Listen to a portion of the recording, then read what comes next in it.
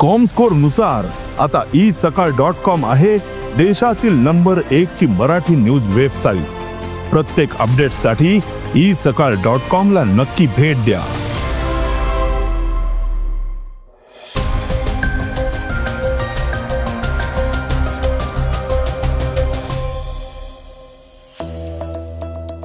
गर्भाबाबतच्या निर्णयाचा अधिकार महिलेचा असणार असं उच्च न्यायालयाने निरीक्षण नोंदवलंय। आधार कार्डवरून पत्ता आणि जन्मतारीख गायब होणार आहे। पाकिस्तान समुद्रात कृत्रिम बेट का बांधतंय? तंत्रशिक्षण संचालनालयात संस्थांच्या मान्यता ऑनलाईन होणार आहेत। राष्ट्रपती आणि राज्यपालांसाठी न्यायालय अंतिम मुदत देऊ शकत नाही। हरभजन सिंगने पाकिस्तानी क्रिकेटपटूशी हस्तांदोलन केलंय।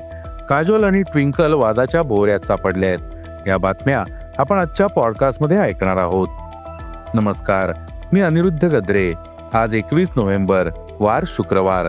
तुम्ही ऐकत आहात isakal.com चं पॉडकास्ट। पॉडकास्टची पहिली बातमी आहे उच्च न्यायालयाच्या निरीक्षणाची। गर्भपाताच्या प्रक्रियेत गर्भवतीच्या वैयक्तिक निवडीमध्ये कोणालाही हस्तक्षेप करण्याची परवानगी नाही असं निरीक्षण नुकतंच उच्च न्यायालयाने नोंदवलं। त्यासोबतच वैद्यकीय मंडळाच्या अहवालानुसार गर्भात दोष असल्याचं निष्पन्न झाल्यानंतर न्यायालयाने 19 वर्षीय 23 आठवड्यांच्या गर्भवतीला गर्भपात करण्यास परवानगी दिली। याचिकाकर्तीचं लग्न 18व्या वर्षी झालं। तिला घरगुती हिंसाचाराचा सामना करावा लागला। महिलेने 21 आठवड्यांच्या आधीच गर्भपातासाठी डॉक्टरांकडे संपर्क साधला होता। तरीही नवी मुंबई रुग्णालयाने या प्रक्रियेला परवानगी का दिली नाही याबद्दल न्यायमूर्ती रेवती मोहिते डेरे आणि न्यायमूर्ती संदेश पाटील यांच्या खंडपीठाने आश्चर्य व्यक्त केलं। कायद्यानुसार 24 आठवड्यांपर्यंत गर्भपात करण्यात येतो। आता ही वैद्यकीय मंडळाने ती 23 आठवडे आणि 4 दिवसांची गर्भवती असल्याचं म्हटल्याचं न्यायालयाने नमूद केलं। तिच्या वैद्यकीय अहवालात हृदय, मूत्रपिंड आणि जठरांत्राच्या समस्यांसह इतर आरोग्य समस्या उद्भवू शकतात असं म्हटलंय। त्यामुळे गर्भवती आणि तिच्या पालकांच्या संमतीने तिला MTPची परवानगी दिली जाऊ शकते असंही मंडळाने अहवालात म्हटलंय। पॉडकास्टची दुसरी बातमी आहे आधार कार्डाची। प्रत्येक भारतीयासाठी सर्वात महत्त्वाचं ओळखपत्र बनलेलं आधार कार्ड आतापर्यंतचा सर्वात मोठा बदल घडवून आणणार आहे। केंद्र सरकार आणि भारतीय विशिष्ट ओळख प्राधिकरण लवकरच तुमच्या आधार कार्डावरून तुमचा पत्ता किंवा जन्मतारीख काढून टाकणारी प्रणाली लागू करण्याची तयारी करते। येत्या काही दिवसात आधार कार्डचं स्वरूप पूर्णपणे बदलेल। आता त्यावर फक्त तुमचा फोटो आणि QR कोड दिसेल। या बदलाचं सर्वात मोठं कारण म्हणजे तुमच्या आणि आमच्या गोपनीयतेचं संरक्षण। UIDAIचे CEO भुवनेश कुमार यांनी मंगळवारी ही योजना उघड करताना सांगितलं की वैयक्तिक डेटाचा गैरवापर रोखण्यासाठी हे पाऊल उचललं जातंय। अनेकदा असं दिसून येतं की कार्डावर सर्व माहिती स्पष्टपणे छापलेली असते। लोक ही छापलेली माहिती खरी मानतात आणि संकोच न करता त्याची छायाप्रत हॉटेल, सिम कार्ड विक्रेते किंवा कार्यक्रम आयोजकांना देतात। पॉडकास्टची तिसरी बातमी आहे पाकिस्तान पेट्रोलियम लिमिटेडची। पाकिस्तान पेट्रोलियम लिमिटेड तेल आणि वायूच्या शोधाला गती देण्यासाठी समुद्रात एक कृत्रिम बेट बांधतंय। हे बेट सिंधच्या किनाऱ्यापासून सुमारे 30 किलोमीटर अंतरावर असलेल्या सुजावल जवळ बांधलं जातंय। सुजावल कराचीपासून सुमारे 130 किलोमीटर अंतरावर आहे। PPLचे महाव्यवस्थापक हर्षद पालेकर यांच्या मते समुद्राच्या उंच लाटांमुळे उत्खननात अडथळा येऊ नये म्हणून हे बेट 6 फूट उंच बांधलं जातंय। पुढील वर्षी फेब्रुवारीपर्यंत या कृत्रिम बेटाचं बांधकाम पूर्ण होण्याची अपेक्षा आहे। बेट तयार झाल्यानंतर लगेचच तेलासाठी खोदकाम सुरू होईल। PPLने येथे 25 विहिरी खोदण्याची योजना आखली आहे। पाकिस्तान भारताच्या दैनंदिन क्षमतेच्या फक्त 1 उत्पादन करतो। तेल साठ्याच्या बाबतीत हा देश जगात 50व्या क्रमांकावर आहे। पाकिस्तान 80% जास्त तेल आयात करतो। पॉडकास्टची चौथी बातमी आहे तंत्रशिक्षणाची। तंत्रशिक्षणाशी संबंधित सर्व कारभार अत्यंत पारदर्शकपणे राबवून तो विविध मॉड्यूलच्या माध्यमातून अधिकाधिक लोकभिमुख करण्यात ऐतिहासिक भूमिका निभावणाऱ्या तंत्रशिक्षण संचालनालयाने आता नवीन अभ्यासक्रम जागा वाढ आदींच्या मान्यतेसाठीची प्रक्रिया ऑनलाईन करण्याचा धोरणात्मक निर्णय घेतलाय.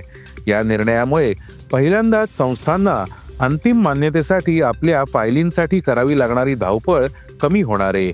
अत्यंत धोरणात्मक अशा प्रकारचा पहिल्यांदाच मान्यतेसाठीचा निर्णय घेण्यात आलाय. यामुळे अंतिम मान्यता प्रक्रिया पूर्णपणे ऑनलाईन केल्याने संस्थांचा वेळ वाचेल. पॉडकास्टची 5वी बातमी आहे विधेयकांच्या मान्यतेबाबत.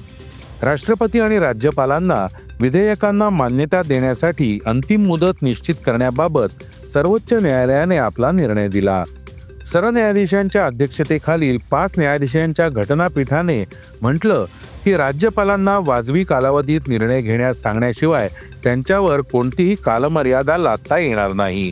कालमर्यादा लादणे हे संविधानाने इतक्या काळजीपूर्वक संरक्षित केलेल्या लवचिकतेच्या पूर्णपणे विरुद्ध असेल. राज्यपाल राज्य विधेयकांना अनिश्चित काळासाठी स्थगिती देऊ शकत नाहीत, परंतु असे केल्याने अधिकारांच्या पृथक्करणाचे उल्लंघन होईल असे सांगून राज्यपाल आणि राष्ट्रपतींसाठी कोणतीही मुदत निश्चित करण्यास नकार दिला. पॉडकास्टची 6वी बातमी आहे क्रीडा विश्वातून. माजी भारतीय क्रिकेटपटू हरभजन सिंग आणि पाकिस्तानी वेगवान गोलंदाज शाहनवाज दहानी हस्तांदोलन करताना दिसलेत. शिवाय ते एकमेकांविरुद्ध खेळलेतही. भज्जीचा पाकिस्तानी क्रिकेटपटूशी हस्तांदोलन करतानाचा हा देखावा 19 नोव्हेंबर रोजी अबुधाबी T20 दरम्यान पाहिला गेला होता, जिथे नॉर्दर्न वॉरियर्स आणि एस्पिन स्टॅलियन्सचा सामना झाला होता. हरभजन सिंग केवळ एस्पिन स्टॅलियन्सचा खेळाडू नव्हता, तर त्यांचा कर्णधार देखील होता. दुसरीकडे शाहनवाज दहानी हा नॉर्दर्न वॉरियर्सचा सदस्य होता. पॉडकास्टची शेवटची बातमी आहे काजोल आणि ट्विंकल खन्ना यांची. काजोल आणि ट्विंकल खन्ना यांचा too much with Kajol and twinkle हा चॅट शो सुरुवातीला ताजेपणाची झुळूक म्हणून समोर आला होता. 2 स्पष्टवक्त्या व्यक्तिमत्वांनी सेलिब्रिटी पाहुण्यांशी मोकळेपणाने गप्पा माराव्यात, त्यांचं खरं रूप समोर यावं या उद्देशाने हा कार्यक्रम सुरू करण्यात आला. मात्र हा कार्यक्रम सोशल मीडियावर चांगलाच वादाच्या भोवऱ्यात सापडलाय. सोशल मीडियावर एका युजरने शोमधील काही वक्तव्यांचा संकलित व्हिडिओ शेअर केला. त्यानंतर प्रेक्षकांकडून होणारी टीका चांगलीच तीव्र झाली. ट्विंकल खन्नाने मांडलेली काही मतं अनेकांना असंवेदनशील किंवा हलक्यात घेतल्यासारखी वाटली. आजकालची मुलं कपडे बदलण्यापेक्षा पटकन पार्टनर बदलतात आणि मला वाटतं ते चांगलंच आहे, असं डेटिंगबद्दलचं तिचं वक्तव्य विशेष चर्चेत आलं. काजोलनेही विवाहावर मत व्यक्त करताना लग्नाला एक्सपायरी डेट असायला हवी असं सांगितलं. याशिवाय अभिनेते 9 ते 5 नोकरी करणाऱ्यांपेक्षा जास्त मेहनत करतात अशा विधानामुळेही काजोलवर टीका झाली. हे होतं isakal.comचं पॉडकास्ट, अर्थात सकाळचं पॉडकास्ट. उद्या पुन्हा भेटूयात. हे पॉडकास्ट तुम्हाला कसं वाटलं जरूर कळवा. त्याला रेटिंग द्या आणि इतरांना रेकमेंड करा. धन्यवाद. Script and research by Vrushal Karmarkar.